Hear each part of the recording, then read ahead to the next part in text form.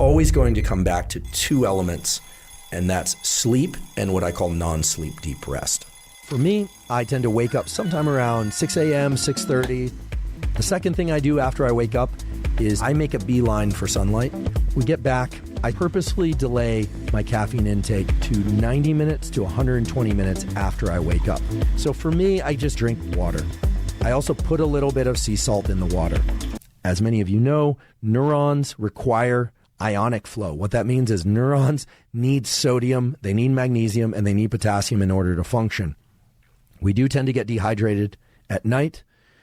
Even if the day is not very hot, I try and top off, or I try and make sure that I'm hydrated early in the day before I begin any work. Certainly not least, deliberate cold exposure.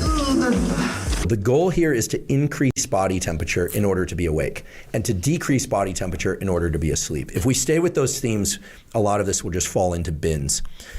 Exercising will increase body temperature. Somewhat paradoxically, getting into a cold shower or cold water, everyone says, well, it must make you cold, right? Well, if you stay in there a long time, you become hypothermic, right? But let's remember the thermostat example. You have a little area in your brain called the medial preoptic area. And if you make the surface of your body cold, guess what happens? Core body temperature goes up. So if you're going to do ice baths or cold showers, you can do, I would say, do them sometime better than not at all. There's a beautiful paper published in the European Journal of Physiology in the year 2000, which took people and had them sit. They actually had them on lawn chairs in water, a pool. It was a great way to run an experiment. I always say, people ask about cold showers. There are not a lot of experiments on cold showers because think about it, it's very hard to control. Is everyone under the shower the same way, et cetera? You put someone up in water up to their neck, you know what you're doing. So it's experimental rigor that drives that. But they had people get into reasonably cool water, 60 degrees Fahrenheit. So it's not that cold, but they had them stand for an hour. Or they've had people get into very cold water, something like 40 degrees, for just 20 seconds. Now, here's what's really interesting. That shock that you referred to is adrenaline, also called epinephrine. And it is released from the adrenals, obviously, but also from a site in the brain called locus ceruleus, a little area of the brainstem that then sprinklers the rest of the brain with epinephrine and wakes up the rest of the brain. So that shock occurs in the brain and the body, and actually the stuff in the body doesn't cross the blood-brain barrier. So you're a two-part system. When those two systems are aligned, it's beautiful. When those two systems are out of alignment, that's not good. So I'm going to get sunlight in my eyes.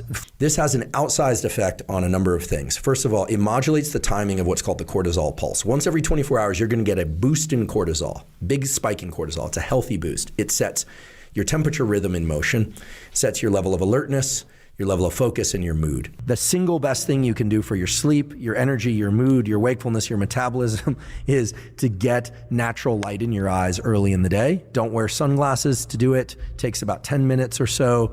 After I finish, I do some form of physical exercise for about an hour. But I really try hard when I'm working out to just focus on the workout.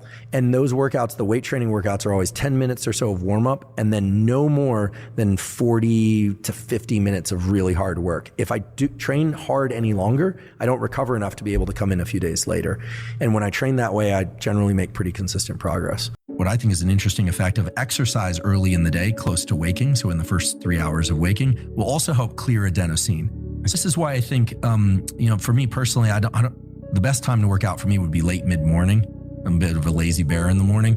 But what I find is every time I work out early in the day, I have more energy all day long. And I never know why that is. And it's because most likely it's because you liberate a bunch of dopamine and adrenaline from your system. So you get a long arc of activation and alertness.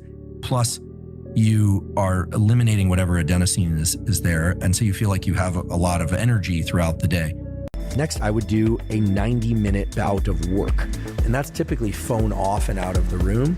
You'd be amazed how much you can get done in 90 minutes if you are focused. I do everything I can to not do email, not do social media, and to take care of a few critical tasks. These days, I have this obsession with trying to do one cognitively hard thing a day. One. So I'm not necessarily trying to finish something in that time, but I try and do something challenging. I experience great pleasure from battling through something mentally challenging. I don't always succeed, but that's what I'm doing in that hour to 90 minutes. Yeah, and then I'll eat my first real meal. I sort of fast until about noon, then I eat a low carb meal. I make sure it's not a huge meal, but I go by appetite. Sometimes that's 2 hamburger patties and some, maybe I'll eat a cucumber, or sometimes I'll have a bowl of oatmeal, but rarely, right? I'm not super strict about that. If I've trained, I will include carbohydrates and some fruit with that meal too. And then I'll take a 10 to 30 minute yoga nidra nap, or a nap that can allow you to control the relaxation state of your nervous system and your overall state of mind. It takes advantage of the fact that specific forms of breathing place us into a state of deep relaxation by slowing our heart rate down. It also takes advantage of the fact that we can control our perception, that is, which sensations we are focused on. And by doing so, we can shift our brain state from thinking, from stress, from planning, from anticipation of any kind, positive or negative, to one of pure sensation and deep relaxation. Inhale deeply through your nose or your mouth, and then exhale completely. And as you do that, exhale through thinly pursed lips, as if through a small straw. Repeat that 2 more times.